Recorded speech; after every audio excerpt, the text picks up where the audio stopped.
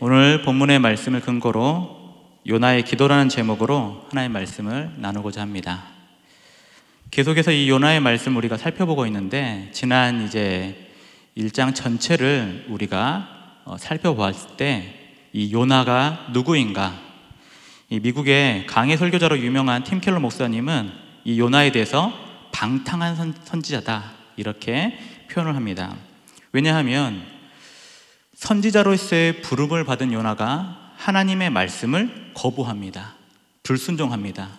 그리고 하나님의 뜻에 순종하지 않는 그를 방탕한 선지자라고 하는데, 이 방탕한 선지자의 이 세 가지 특징을 먼저 보자면, 첫째는 자신의 삶과 이 사역의 주인 되신 하나님을 인정하지 않습니다. 오히려 하나님의 말씀에 그는 적극적으로 하나님의 말씀이 틀렸다고 고집을 피죠. 니느웨로 가라. 아닙니다. 저는 가지 않을 겁니다. 고집피는 그 선지자의 특징. 두 번째는 이 요나의 삶을 보면 요나가 방향성을 상실합니다. 요나를 중심으로 보면 요나가 가야 할 니느웨는 동쪽입니다. 그런데 요나는 그 정반대인 서쪽 다시스를 향해서 나아가는 면, 그러니까 그의 인생에 참으로 중요한 것이 방향인데 그 방향성을 상실해버리고 하나님이 원치 않는 길로 행했던 그 모습이 방탕한 선지자다. 마지막으로 그가 자신의 삶에 대한 목적을 상실합니다. 선지자는 이 땅 가운데 하나님의 말씀을 대언할 사람, 하나님의 마음을 가지고 하나님의 말씀을 어디든지 하나님의 뜻대로 가서 선포하는 자가 바로 주의 선지자입니다. 그럼에도 불구하고 이 요나 선지자는 자신의 삶의 주인 되신 하나님을 거부할 뿐만 아니라 어디로 갈지도 모르고 오히려 하나님을 떠나는 길로, 그리고 더 이상 사명자의 삶이 아니라 자신에게 주인 되신 하나님을 저버리고 자신의 뜻대로 자기 마음대로, 오히려 상실한 그 마음대로 하나님을 떠났던 그 선지자를 바로 방탕한 선지자라고 우리가 할 수 있을 것입니다. 그런데 이러한 면이 사실은 우리에게도 사실 적용되는 부분이에요. 방탕한 그리스도인 누굽니까? 그대로 적용하면 하나님을 나의 삶의 주인으로 인정하지 않는 사람, 하나님의 원하시는 그 방향과 뜻대로 살지 않는 사람, 자신에게 주어진 삶의 목적을 깨우치지 못하고 목적이 이끄는 삶이 아니라 자신의 정욕이 이끄는 삶을 살아가는 그가 바로 방탕한 사람. 혹 믿음의 백성들에게도 이러한 믿음의 상실된 부분들이 있을진데, 바로 그러한 믿음의 상실을 겪고 있는 요나에게 하나님은 큰 물고기를 통해서 요나를 회복시키고 다시금 요나를 세우시는 그 면을 우리가 오늘 말씀을 통해서 살펴보려고 합니다. 먼저 본문 17절 함께 보겠습니다. 본문 17절 보면, 여호와께서 이미 큰 물고기를 예비하사 요나를 삼키게 하셨으므로 요나가 밤낮 3일을 물고기 뱃속에 있으니라. 하나님은 큰 물고기를 예비하셨다라고 합니다. 왜냐하면 요나가 끝까지 불순종했기 때문에. 하나님 요나를 너무나 잘 알아요. 요나가 하나님의 낯을 피해 다시스로 간 것도 알고 그 다시스로 가기 위해 배를 탄 것도 압니다. 그리고 심지어 하나님은 그 영적으로 잠들어 버리고 영적으로 무지에 빠진 요나를 깨우기 위해서 태풍을, 불신자의 입술을, 그리고 제비뽑기를 통하여서 네가 지금 있어야 할 곳이 그것이 아니다라고 끝까지 하나님의 메시지를 알려주지만 요나는 어때요? 거부합니다. 그것을 분명히 알고 있음에도 짐짓알고 거부하는 그 면. 그래서 결과는 뭐였냐면 배가 거의 산상조각나기 일보 직전, 배가 완전히 파손해서 모두가 죽을 수밖에 없을 그때에 결국에 이 모든 일의 책임이 요나라는 사실을 선원들이 알게 되고, 그리고 요나는 모든 것을 자포자기합니다. 이도저도 안 되고 하나님의 낯을 피해 이렇게 멀리 도망치려고 했는데 결국 하나님께 도망하지 못하자 이 자포자기한 심정으로 선원들에게 나를 차라리 바다에 던지라. 그리하면 너희가 살 것이다. 이제 그러한 상황 가운데 요나가 바다에 던져지자마자 하나님의 은혜는 뭐였냐면 17절, 여호와께서 이미 큰 물고기를 예비해 두신 은혜가 있다는 겁니다. 우리의 삶 가운데 때로는 하나님 앞에 불순종하고 하나님의 뜻대로 살지 못하는 그런 연약함이 우리 삶 가운데 묻어날 때가 있습니다. 분명히 하나님의 뜻임에도 불구하고 짐짓 그것을 거부하고 하나님의 뜻대로 살지 않으려는 그 완악한 심령이 꼭 요나만 해당되는 것이 아니라 우리도 마찬가지라는 거예요. 하나님이 뜻하신 그 순종의 요구, 때로는 그것이 싫을 때가 있어요. 요나는 왜 싫었죠? 니느웨 백성이 내 원수이기 때문에 싫었던 거예요. 태신자를 작정하고 대각선 전도를 집회하는 지금 이 순간에도 우리는 끊임없이 뭘 생각하냐면 우리가 누구를 전도할 것인가 끊임없이 우리 마음 가운데 갈등이 생기죠. 근데 하나 기억할 것이 있습니다. 우리가 이 땅 가운데 사명자의 삶을 산다는 것은 우리를 통해서 하나님 나라가 확장될 텐데 그 하나님 나라의 확장을 우리는 어떻게 하냐? 전도를 통해서 한다는 겁니다. 그런데 하나님은 이 전도를 통해 하나님 나라가 확장될 때에 필경 사명자들에게 무엇을 주셨냐면 아직 주님을 알지 못한 자들을 수많은 인간관계를 통해서 관계하게 했어요. 그런데 문제는 뭐예요?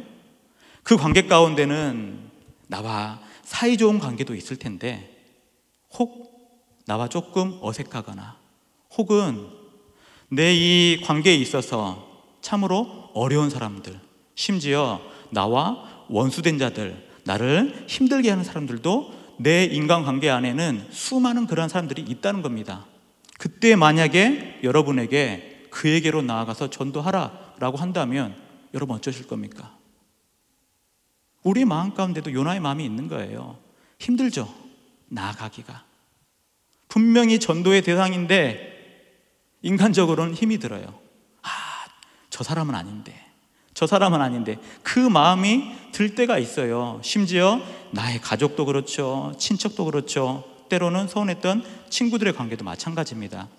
그러한 면에서 요나가 자신의 사명을 상실하고 끊임없이 불순종의 길을 가려고 나아갈 때에 하나님은 큰 물고기를 예비하시고 그것을 통해서 요나의 그 완악함을 꾸짖는과 동시에 요나의 그 상실한 마음을 다시 회복시켜 줍니다. 이제 그 면을 볼 텐데 본문 1절을 보겠습니다.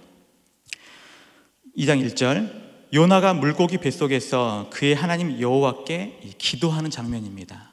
근데 우리 17절 다시 한번 볼까요? 17절, 여호와께서 이미 큰 물고기를 예비하사 요나를 삼키게 했는데 요나가 어떤 상태죠? 밤낮 3일을 이 물고기 뱃속에 있는 상태. 이 어릴 때 주일학교에 보게 되면 이 요나 선지자가 물고기 뱃속에 갇혔을 때 그런 막 이미지들이 있어요, 그림들이. 근데 어떤 경우에는 큰 물고기에 요나가 거기서 불을 피고 아이고 하나님 죽겠습니다 막 하는 면들이 있는데 사실 그건 아닌 것 같아요. 이 요나의 사건을 통해서 사람들이 이건 허구다, 있을 수 없는 일이다 라고 막 말을 합니다. 물론 알 수는 없죠. 우리가 다 증명할 수는 없지만. 그런데 이 현대판 요나로 불리는 사건들이 종종 생기곤 했는데 1891년입니다 2월경에 이 고래잡이 배를 타는 배가 남아메리카 해안 그 포틀랜드라는 그 해안을 지나고 있을 때였습니다. 보통 향유 고래라 해서 큰 고래를 이제 잡는 그 사냥하는 배였는데 그 고래를 이제 발견하고 잡기 위해서 여러 시도를 하다가 순식간에 그 일이 잘못돼 가지고 제임스 버틀리라는 사람이 바다에 빠져버렸어요. 그리고 실제적으로 고래에 삼켜집니다. 그래서 사람들이 어떻게든 이제 그를 구하기 위해서 결국에 사투 끝에 그 고래를 잡았어요. 잡고 나서 이제 혹여나 그 사람을 살리려고 이 배를 갈라 보니까 그 당시에 그 선원들의 증언은 뭐냐면 이 제임스란 사람이 15시간 동안 그 고래 뱃속에 갇혔다고 합니다. 그런데 꺼내 보니까 살아있어요. 근데 살아있는 형태가 어땠냐면 온몸에 털이 다 녹았어요. 소화액 때문에. 그리고 겨우 숨만 붙어있고 온몸이 하얗게 질려있는 상태. 그래도 이제 그가 다행히 살아났는데 여러분 한번 생각해 보세요. 요나가 큰 물고기 그 뱃속에 삼켜졌을 때 과연 어떤 형태였을까? 아마도 짐짓컨대 어떠한 큰 공간에서 그가 자유롭게 이동할 수 있는 공간도 아니었을 겁니다. 아마도 거의 꼼짝달싹할 수 없는 그 상태, 그리고 온 몸에 그 물고기 어떤 소화의 점액질이 분비될 것이고, 심지어 냄새는요 끔찍하죠. 그리고 꼼짝달싹을 못한 상태가 될 거예요. 바로 그 와중에 요나가 뭘 했냐면 이제 정말 죽을 것 같은 거예요. 너무나 그 시간이 살아있으나 지금 자신의 심령 어때요? 이러지도 저러지도 죽지도 살지도 못한 상태입니다. 딱 말 그대로 정말 자신의 극한의 공포와 고난 가운데 있을 때, 그때 비로소 요나가 뭘 하냐면 하나님께 기도하기 시작해요. 기도하기를. 그런 것을 보면 우리가 기억해야 할 것이 있는데, 참 우리의 인생 가운데 이 요나처럼 끝까지 완악한 고집하는 사람들이 있는데, 그 사람들을 하나님께 가르치기 위해서 때로는 이 큰 물고기를 불러다가 어떻게 합니까?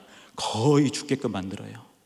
내 힘으로 내가 의지할 것이라고는 아무것도 없는 상태를 만들어 놓고, 요나는 원래는 1장에 보게 되면 하나님 낯을 피해서 욥바로 내려가고 배를 타고 배 밑으로 가장 밑바닥으로 들어갔는데, 결국 그가 당한 일은 뭐예요? 바다 깊은 곳으로 빠지고, 심지어 물고기 속 그 깊은 곳에 빠졌을 때 비로소 그가 느끼는 것은,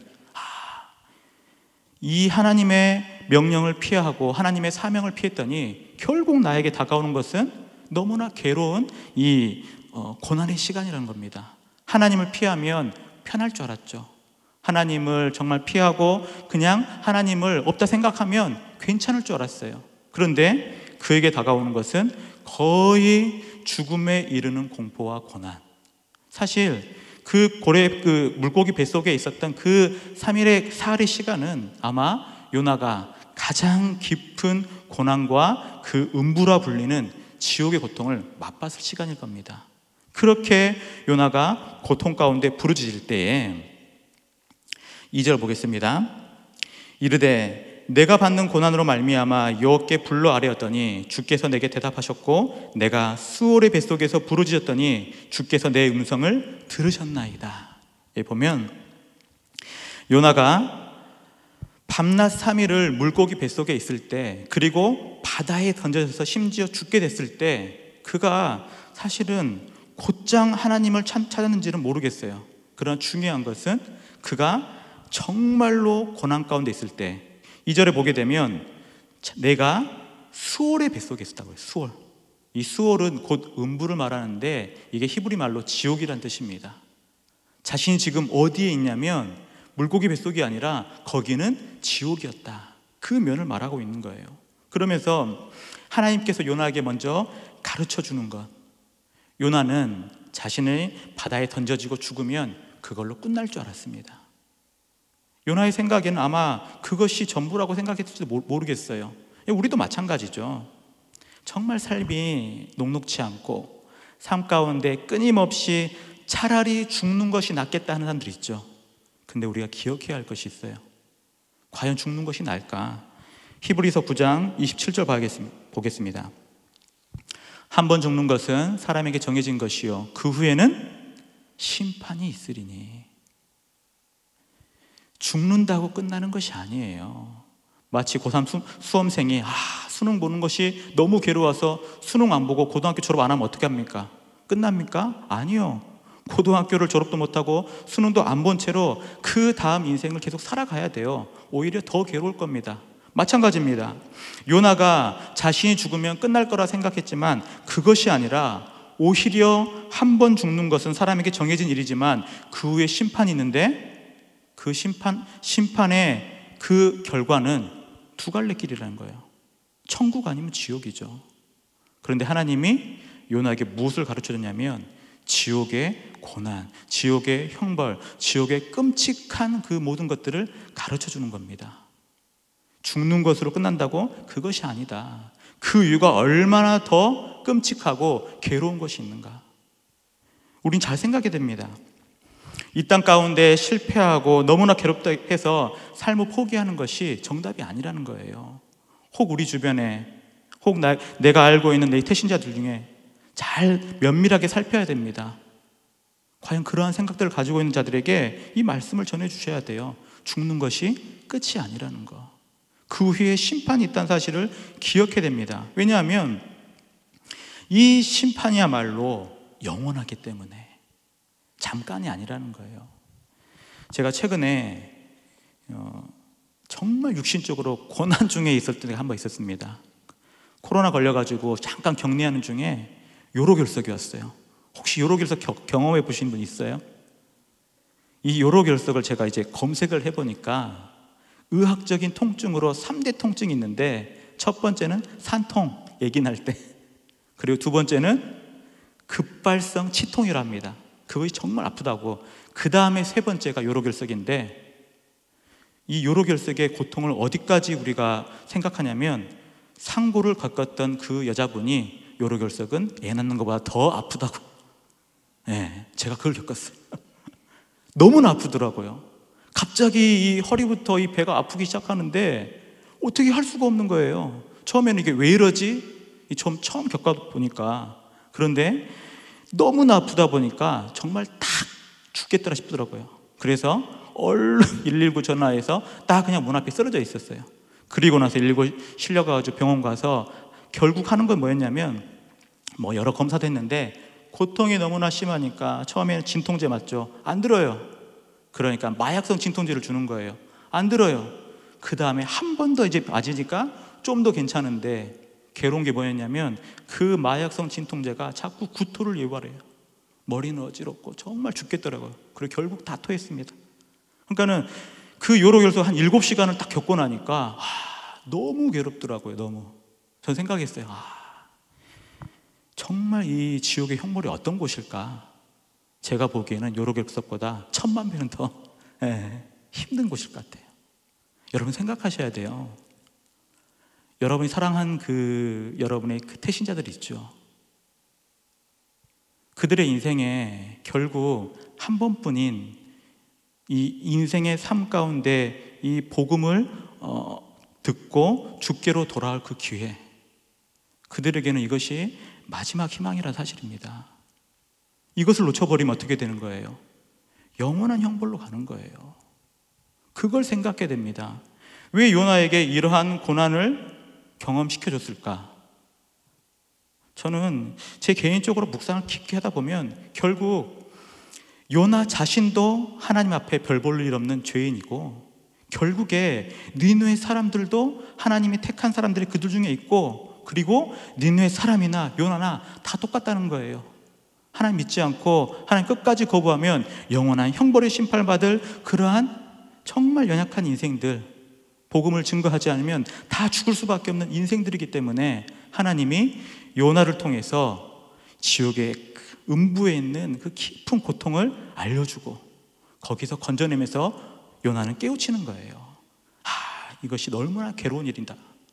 그러니까 모든 것이 다 불쌍해 보이고 궁휼한 마음이 당연히 들겠죠. 본인이 겪어봤으니까. 바로 그러한 면에서 이 요나의 이 말씀 속에 특별히 큰 물고기를 통하여서 하나님이 요나를 그 완악함을 꾸짖는 면도 있지만, 그 뒤에 요나의 상실된 그 믿음의 요소들을 다시금 회복시켜주는 그 면들이 이제 계속해서 드러납니다. 본문 2절에서는 바로 내가 받는 고난으로 말미암아 여호와께 불러 아뢰었더니 주께서 내게 대답하셨고, 내가 스올의 뱃속에서 부르짖었더니 주께서 내 음성을 들으셨습니다 라는 이 고백 가운데 첫 번째, 요나는 비로소 하나님을 다시 인정하는 믿음으로 회복이 돼요. 예전에는 하나님을 거부했죠. 하나님 말씀을 무시했습니다. 하나님이 틀렸다고 했어요. 그러나 그가 이 물고기 뱃속에서 고난 중에 있을 때 다시금 드는 생각은, 그래도 하나님을 찾고 구하는 그것이 자신에게는 유일한 살 길이라는 거예요. 하나님을 찾기 시작했고 하나님을 인정하기 시작합니다. 그래서 우리의 삶도 참 이런 면에서 비슷한 면이 있는데, 참 고난 가운데 우리의 마음이 열릴 때가 많이 있습니다. 내가 뭔가를 가지고 있고 힘이 있고 뭔가 할 수 있을 때는 아무리 우리의 삶 가운데 하나님의 은혜만이 전부다고 아무리 외쳐도 듣지 않을 때가 있습니다. 그런데 그 모든 것들이 다 산산이 깨어졌을 때, 내게 더 이상 의지할 곳이라고는 아무것도 없을 때, 요나가 자신의 모든 것들이 다 사라지고 심지어 물고기 뱃속에서 꼼짝달싹 못하고 죽음의 공포가 엄습했을 때 비로소 보이는 것이 바로 하나님의 자비하심, 하나님의 긍휼하심. 그것은 환난 가운데 부르짖을 때 그 기도를 들으시는 하나님의 약속이 선명하게 떠오르는 겁니다. 시편 120편 1절 보겠습니다. 내가 환난 중에 여호와께 부르짖었더니 내게 응답하셨도다. 이 시편의 120편 표제가 뭡니까? 성전에 올라가는 노래. 늘 예배의 자리로 나아가는 그 믿음의 백성들이 즐겨 불렀던 찬송 중에 한 가지입니다. 내가 환난 중에 부르짖으면 하나님은 들으시고 응답하시는 하나님. 우리의 삶 가운데 수많은 내 삶 가운데 고난이 닥쳐올 때 우리가 부르짖을 때 하나님은 들으시는 하나님. 그것이 생각나서 오늘 본문 2절 다시 봅시다. 내가 받는 고난으로 말미암아 여호와께 불러 아뢰었더니 주께서 내게 대답하셨고. 그래서 성도의 삶 가운데는 바로 이러한 기도의 응답, 기도의 약속을 가지고 환난 중에는 부르짖는 거예요. 야고보서 5장 13절 봅시다. 너희 중에 고난 당하는 자가 있느냐? 그는 기도할 것이요 즐거워하는 자가 있느냐? 그는 찬송할지니라. 고난 중에는 기도하고 즐거운 일이 있을 때는 찬송하는 것. 이 모든 기저에는 뭐가 있냐면 하나님을 인정하고 하나님에 대한 감사가 회복될 때에 바로 부르짖을 수도 있고 감사로 찬양 드릴 수도 있게 되는 겁니다. 바로 그것이 첫 번째로 하나님을 인정하는 요나의 회복이고, 두 번째는 요나가 하나님의 그 은혜에 대한 믿음의 고백이 회복이 됩니다.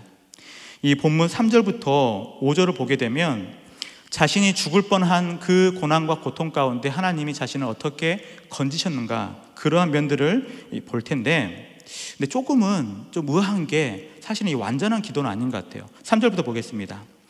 주께서 나를 깊은 바다 가운데 던지셨으므로 큰 물이 나를 둘렀고 주의 파도와 큰 물결이 다 내 위에 넘쳤나이다 라고 하는데, 전반부는 사실 아니죠. 주께서 나를 깊은 바다 가운데 던졌습니까? 안 던졌어요. 요나의 기도가 약간은 완전치 못한 면이 있습니다. 또 4절, 내가 말하기를 내가 주의 목전에서 쫓겨났을지라도 하나님은 한 번도 요나를 쫓아낸 적이 없어요. 자기가 갔지. 그런데 그러한 불완전한 그 기도 가운데도 4절 후반절입니다. 다시 주의 성전을 바라보겠다 하였나이다. 요나의 10년 가운데 은혜가 회복되니까 결국 하나님을 향하게 되는 그 믿음이 온전히 회복됩니다. 내 상황과 환경이 어떠하든지, 지금 나는 어떤 상황이, 요나는 물고기 뱃속에 갇혀있는 상태, 망망대해 가운데 그 바다 심연 깊은 곳에 있는 상태입니다. 도저히 살아날 방법도 살 소망도 없는 그 상태 가운데도 요나가 다시금 하나님을 바라보겠습니다. 주의 성전에 내가 눈을 들어 주님 보겠습니다. 그리고 5절에 그 상태에 대해서 말하는데, 물이 나를 영혼까지 둘러싸우며 기품이 나를 에워싸고 바닷불이 내 머리를 감쌌나이다. 더 이상 아무런 소망이 없는 상태지만 요나가 다시금 고백하는 것은 6절입니다. 6절 볼까요? 내가 산의 뿌리까지 내려갔사오며 땅이 그 빗장으로 나를 오래도록 막았사오나 나의 하나님 여호와여, 주께서 내 생명을 구덩이에서 건지셨나이다. 여기 보면 내가 산의 뿌리까지 내려갔다라고 하는 것은, 이 고대 근동의 사람들은 이 세상을 어떻게 봤냐면 산이 있으면 그 산이 그 지구 바닥 밑까지 그 뿌리가 있다고 생각했어요. 그리고 그 산의 뿌리 위에 바닷물이 있다고 생각했습니다. 그래서 산의 뿌리라는 것은 가장 깊은 마지막 바닥을 말해요. 마지막 바닥. 그런데 거기가 어디냐면 바로 지옥 문 앞까지라는 표현입니다. 자기가 지금 어디까지 간 거예요? 내가 지옥 문 앞까지 갔습니다. 더 이상 내려갈 곳이 없는 상태. 거기까지 갔는데 6절에 다시 봅시다. 땅이 그 빗장으로 나를 오래도록 막았습니다. 내가 하나님께 도저히 나아갈 수 없는 상태, 하나님 바라보지만 하나님께 나아갈 수 없는 그 상태 때 하나님이 6절 후반부에 나의 하나님 여호와여 주께서 내 생명을 구덩이에서 건지셨나이다. 여기서 요나는 분명히 지금 물고기 뱃속에 있죠. 물고기 뱃속에서 건졌습니다 라고 하는 것이 더 옳을 것 같은데 지금 어디로 말하냐면 구덩이에서 건졌다고 해요. 구덩이에서. 근데 이 구덩이라는 것이 이 성경에서 보게 되면 구덩이는 함정 혹은 이 무덤을 뜰 때 구덩이란 말을 많이 씁니다. 그래서 구덩이 하면 무덤과 그러한 어떤 죽음이 이미지가 묘사가 되는데 무덤 같은 그 구덩이에 빠지면 어떻게 됩니까? 죽는 일이에요. 자신이 지금 구덩이에 빠진 거예요. 물고기 뱃속에 잠깐 나의 삶이 지금 보존된다 할지라도 그건 필경 죽는 길이죠. 물고기 뱃속에 있는데 어떻게 지금 요나가 살 소망이 있습니까? 자신은 죽었다고 생각했어요. 그런데 그 구덩이에서 자신을 건지신 하나님. 근데 이 구덩이가 여러 모티브가 있는데 그 구약의 믿음의 선진 중에 요셉 있죠. 요셉 형들의 시기로 말미암아 요셉이 사실은 죽을 뻔했습니다. 그런데 그나마 다행히 형들 중에 르우벤이 죽이지 말고 구덩이에 빠지자. 구덩이에 빠졌어요. 그런데 정말 다행인 것은 그 구덩이에 물이 없는 거예요.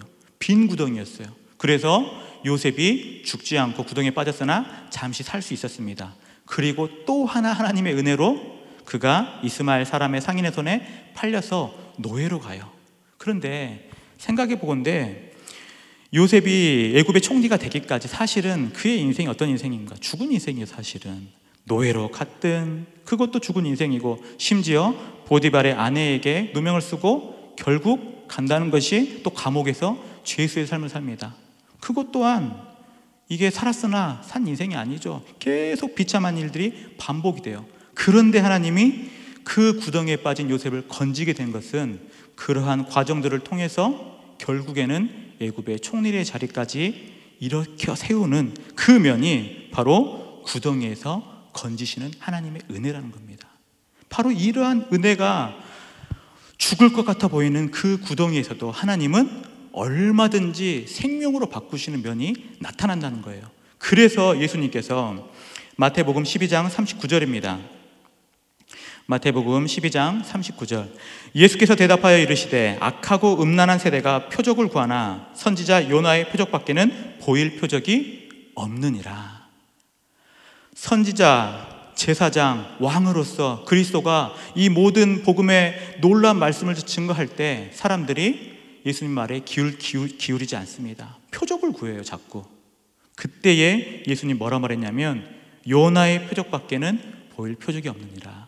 바로 오늘 물고기에 삼키셨다가 다시 토해지는 이 요나의 표적이 예수님께서 그 공생의 시절 유일한 표적이라고 증거하는 그 말씀인데 왜 그러냐면 요나의 표적은 이 요나의 이 물고기 뱃속에 거의 죽은 것 같은 구덩이에 빠진 사건은 마치 예수님이 십자가상에서 죽고 그것도 죽음으로 완전하게 음부까지 내려간 사건, 사흘 동안 그 죽음의 그 음부에 있는 그 모습, 그런데 하나님이 놀랍게도 다시 부활의 능력으로 그를 건지신 사건, 요나를 다시 건지신 사건이 죽었던 예수님을 다시 살리시는 부활의 사건과 동일하게 매치시켜서 이것이 복음의 핵심적인 표적이다라고 말하는 겁니다. 죽는 것 같아 보여도, 죽을 수밖에 없어도 하나님이 그곳에서 얼마든지 그 구덩이에서, 무덤처럼 여겨지는 구덩이에서 요나를 살린 것처럼 바로 이러한 표적으로 예수님이 죽었다가 사흘 만에 부활하실 거다, 그 메시지를 하고 있는 겁니다. 바로 그 요나의 이 표적이 예수님의 십자가의 죽음과 부활을 예표적으로 가르치는 그 유명한 표적. 그래서 요나는 죽음에서 생명으로 건져지는 하나님의 은혜를 경험합니다. 그래서 이 은혜가 회복되고 마지막 세 번째, 요나가 그 10년 가운데 믿음이 회복한 것은 바로 자신의 사명을 회복해요. 9절 보겠습니다. 오늘 본문 9절. 나는 감사하는 목소리로 주께 제사를 드리며 나의 소원을 주께 갚겠나이다. 구원은 여호와께 속하였나이다. 요나가 드디어 모든 이 고난의 시절 동안 하나님께 부르짖고 하나님의 은혜 가운데 귀한 은혜를 통해서 깨우침 얻고 한 고백은 그의 10년 가운데 상실했던 자신의 사명이 회복되는 면입니다. 나는 감사의 목소리로 주께 제사드리며 나의 서원을 주께 갚겠나이다. 요나의 서원이 뭐였을까요? 그는 선지자잖아요. 부르시는 그곳에 하나님 말씀 제가 대언하겠습니다. 하나님이 가라고 하시면 어디든지 가겠습니다. 주님 불러주시면 제가 그곳에 서겠습니다. 그것이 요나의 서원이었을 거예요. 그런데 요나가 그 사명을 상실할 때는 하나님의 낯을 피했지만 그 사명이 회복된 이후로는 무엇을 보냐면 구원은 여호와께 속하였습니다. 그전에는 니느웨는 되고 이스라엘은 가능합니다. 니느웨는 안 되고 이스라엘만 가능합니다. 이런 선민사상에 빠져서 니느웨에 도무지 가려고 하지 않았던 그 사명을 지키지 못했던 이 방탕한 선지자가 하나님의 은혜 가운데 회복되는 면을 보십시오. 하나님의 그 물고기 뱃속에서 가르쳐 주었던 그 하나님의 사명이 회복되자마자 요나는 모든 구원이 다 하나님 속에 달려있고 구원받을 만한 자, 구원하실 자, 그것은 하나님이 정하는 일이지 내가 정하는 일이 아니란 사실입니다. 그래서 우리의 삶 가운데도 우리가 이 대각선 전도 집회를 통해서 우리가 기억해야 할 것이 있어요. 누가 전도받기에 합당한 자인가? 그건 어리석은 질문입니다. 우리의 관계 맺고 있는 모든 사람들 중에 예수님 안 믿는 사람들은 첫째로 그들은 전도의 대상. 그런데 그 전도의 대상들이 나에게 상처를 주고 나를 불편하게 하고 내가 껄끄럽다고 할지라도 그들은 사랑과 섬김의 대상이라는 겁니다. 이 두 가지를 기억하고 우리의 두 가지가 회복될 때 비로소 우리의 이 복음 증거의 사명도 온전하게 회복되어지는 겁니다. 하나님이 그것을 우리에게 요구하시는 거예요. 끊임없이 이 땅 가운데 상실된 믿음, 사명을 잊어버린 그 방탕한 선지자처럼 우리가 살아가는 것이 아니라 우리의 삶도 이 요나와 같이 이 땅 가운데 복음의 증인된 삶, 그리스도의 편지의 삶으로 우리를 부르셨고 하나님은 하나님이 원하시는 뜻대로 우리를 보내실 것입니다. 바로 그때에 요나처럼 불순종하는 것이 아니라 구원은 다 여호와께 속했습니다. 때를 얻든지 못 얻든지 나는 전할 뿐입니다. 그 믿음을 가지고 우리가 품는 태신자들에게 더욱더 사랑으로 더욱더 섬김으로 나아가셔서 꼭 태신자를 전도하시는 그런 믿음의 증인 그리스도의 편지가 되시기를 주님의 이름으로 축원합니다.